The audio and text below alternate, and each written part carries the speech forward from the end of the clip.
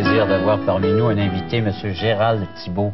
Gérald, bonjour. Bonjour, ça me fait plaisir. Une preuve concrète de la grâce de Dieu. Eh oui. Une vie transformée par cette puissance de Dieu. En quelques mots, en quelques minutes, pourrais-tu nous raconter à nous et à nos téléspectateurs comment cette grâce s'est manifestée à toi? Dans quel contexte?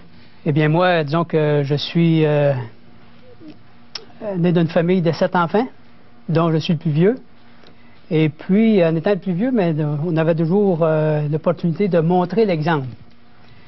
Alors, tu devenais le modèle pour les plus jeunes. Le modèle pour le plus jeune. Et puis, on avait des principes religieux et toujours dans le but de toujours bien faire les choses. Et c'est ça, j'ai été élevé dans cet environnement-là. Et puis, un jour, lors d'un exercice militaire en Norvège, alors j'étais avec une personne qui connaissait les Saintes Écritures. Et puis, il m'est arrivé tout bonnement comme ça, il dit, Gérald, il dit, est-ce que tu connais la Bible? Bien, j'ai dit, la Bible, j'ai dit, c'est la base de toutes les religions. Est-ce que c'était la première fois qu'on t'abordait la première fois que je me sujet de la Bible? Exactement, en direct. Et puis, ben là, il a commencé à me montrer un peu qu'est-ce que la parole de Dieu disait, la Bible.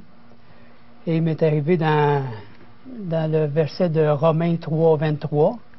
Alors, tous sont péchés. Je connaissais que j'étais pécheur. J'acceptais que j'étais pécheur. Après ça, Éphésiens 2, 5. C'est par la grâce de Dieu. Par la grâce de Dieu que vous êtes sauvés. Et ça me chatouillait encore plus. Parce que moi, disons, avec ce que j'avais appris, je faisais des bonnes œuvres et j'essayais de me justifier moi-même. Alors, tu étais aux prises avec le système méritoire, comme on vient tout juste d'expliquer. Oui.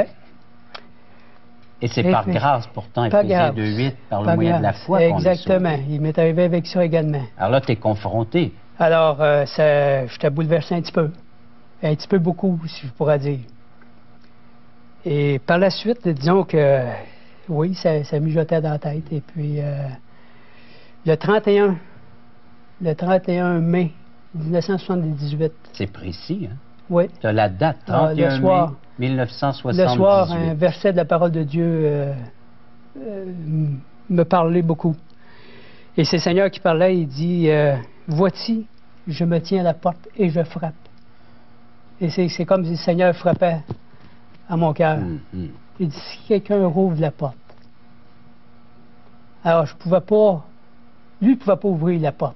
Moi, je pouvais l'ouvrir. Il existe une illustration qui est faite au sujet de ce texte-là. Il n'y a pas de porte à l'extérieur. Il n'y a pas de poignée à l'extérieur. Juste à l'intérieur. Exact. Alors, pour ça que Jésus nous encourage à ouvrir la porte de notre cœur. C'est un endroit discret. Hein? Alors, le lendemain, j'ai vraiment compris que j'étais un pécheur, mais que j'étais perdu. Même avec les œuvres que je faisais, j'étais perdu.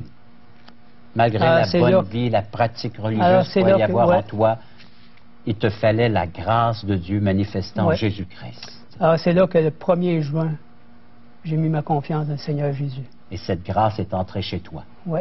Et maintenant, tu vis avec cette grâce depuis ce jour. Oui.